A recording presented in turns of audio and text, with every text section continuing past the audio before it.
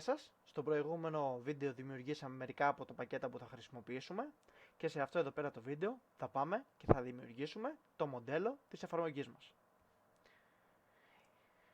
Το μοντέλο της εφαρμογής μας θα έχει τη συγκεκριμένη αναπαράσταση. Θα έχουμε τρία entity, το post, το comment και το category, όπου αυτά εδώ πέρα θα είναι τα πεδία του κάθε entity και αυτές εδώ πέρα θα είναι οι σχέσεις, οι πληθυκότητες μεταξύ τους. Πάμε να ξεκινήσουμε με το entity post, όπου είναι και το πιο σημαντικό. Θα πάμε στο πακέτο entity, θα δημιουργήσουμε ένα καινούριο Java αρχείο, όπου θα το ονομάσω post. Σαν πρώτο στάδιο, αυτό που θα πρέπει να κάνουμε είναι ότι θα πρέπει να πάμε και να βάλουμε όλες τις μεταβλητές, όλα τα πεδία του. Το πιο σημαντικό πεδίο, το ID, private long ID. Στη συνέχεια θα πάμε και θα βάλουμε τον τίτλο, private string title.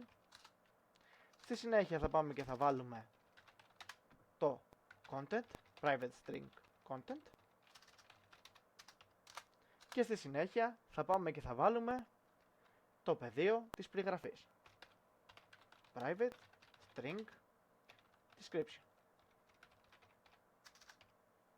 Ωραία. Τώρα, εμείς εδώ πέρα έχουμε δημιουργήσει μια κλάση. Πρέπει κάπως να δώσουμε στην εφαρμογή μας να καταλάβει ότι αυτή εδώ πέρα η κλάση είναι ένα entity. Γι' αυτό το λόγο θα πάμε και θα βάλουμε το annotation entity. Παρατηρούμε ότι τώρα εδώ πέρα μας βγάζει ότι υπάρχει κάποιο συντακτικό error. Υπάρχει κάποιο error. Το error που υπάρχει είναι ότι όποτε έχουμε ένα entity πρέπει να πάμε και να ορίσουμε κάποιο στοιχείο από τις μεταβλητές που έχουμε σαν πρωταρχικό κλειδί. Ωραία. Γι' αυτόν τον τρόπο θα πάμε και θα ορίσουμε το ID ότι είναι το κλειδί μας. Όπως βλέπετε το error πλέον έχει φύγει. Αλλά δεν έχουμε τελειώσει. Θα πρέπει να πάμε εδώ πέρα και να δηλώσουμε ότι αυτό το entity έχει να κάνει με table. Και θα πάμε στο table, εσωτερικά θα ανοίξουμε παρενθέσεις και θα βάλουμε το όνομα που θέλουμε να έχουμε στο table μέσα στην βάση δεδομένων. Εγώ το όνομα που θα δώσω είναι post. Και επίσης θα πάμε και θα προσθέσουμε περιορισμούς που θέλουμε να έχουμε. Εγώ ο μοναδικός περιορισμός που θέλω να έχω είναι ότι ο τίτλος θέλω να είναι μοναδικός. Γι' αυτό το λόγο πάω και βάζω unique constraint, ανοίγω αγγείλες, annotation unique constraint και τώρα βάζω μέσα εδώ πέρα column names να είναι ίσον με το title. Και εδώ πέρα καταλαβαίνει ότι ο τίτλος, ότι θα υπάρχει κάποιο πεδίο με το όνομα τίτλο, όπου θα πρέπει να είναι κάθε στοιχείο που θα μπαίνει στην βάση μας, στον πίνακά μας post, θα πρέπει να είναι μοναδικό. Το επόμενο που θα πρέπει να πάω να κάνω είναι ότι θα πάω και θα πρέπει να δηλώσω όλα τα πεδία μου, τα υπόλοιπα, σαν columns.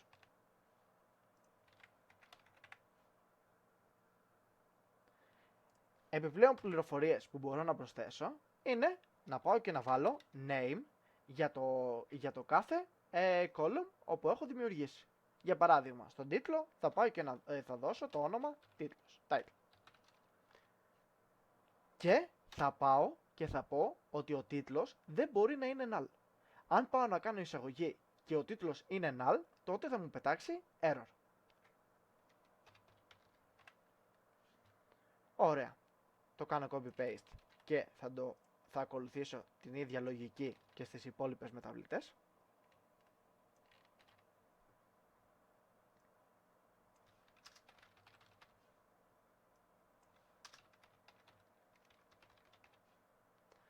Ωραία.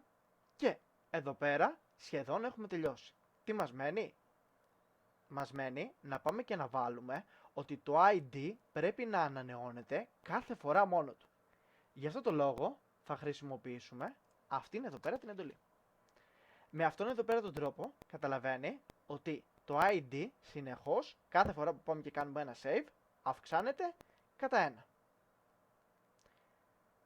Μόλις δημιουργήσαμε το πρώτο μας entity και αν πάμε στη main και τρέξουμε την εφαρμογή αυτό που θα γίνει είναι ότι στο workbench, αν πάμε να τσεκάρουμε το σχήμα μας, θα έχει δημιουργήσει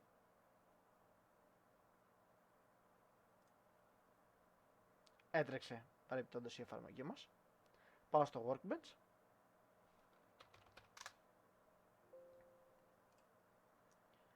και θα δω ότι στον πίνακα, στο σχήμα block with massa έχει δημιουργήσει ένα table με το όνομα post, όπου το post έχει για γραμμές, για columns, αυτά εδώ πέρα τα πεδία.